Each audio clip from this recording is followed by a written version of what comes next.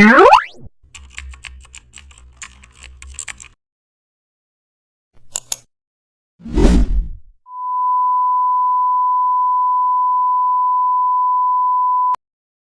back to the channel, and don't forget to like, share and subscribe for more updates. Today we are diving into an exciting tutorial how to create a speed trail behind an object.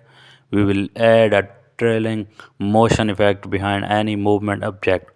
Cut your main subject and duplicate it to select the bottom layer and apply motion blur, and also adjust the distance based on movement directions.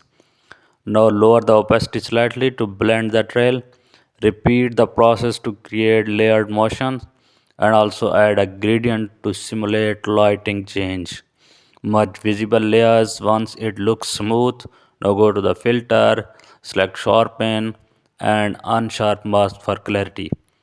Add subtle glow for cinematic energy. This works well